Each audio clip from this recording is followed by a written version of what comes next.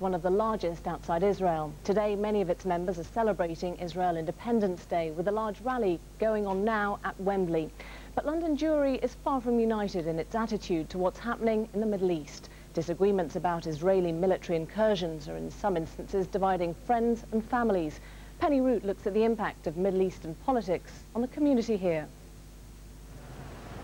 Stamford Hill, home to 50 synagogues and 20 Jewish schools, the most orthodox area of London. But consensus here about the Israeli government's actions is elusive. Some fully support Ariel Sharon's military intervention. I was in Israel. I almost got killed by a suicide bomber. I just can't negotiate anymore with terrorists.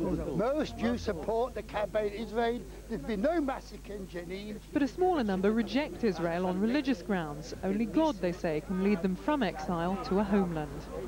We cannot be accused of being the people who are perpetrating these horrible deeds that are being done there. We have to rely upon God, and He will be the one who will redeem us.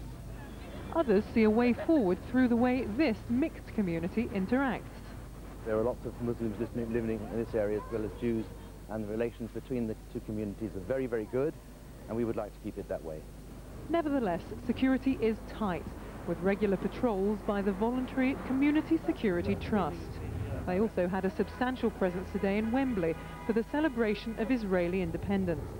First quarter of this year, the number of incidents that we were recording were lower than the same period last year.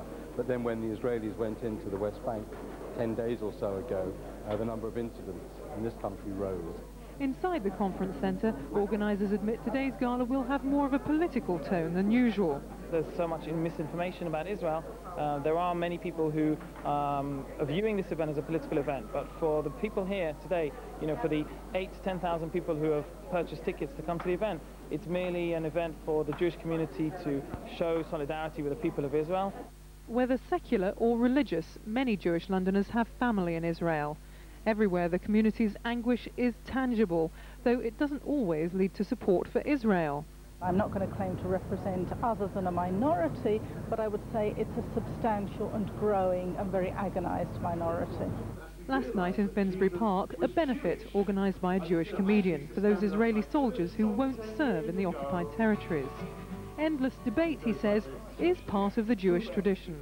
Division can lead to strength if you face up to it in a spirit of togetherness, a spirit of a shared goal, and that goal is peace. As so many Jews say, when you get two in conversation, they'll come up with three opinions.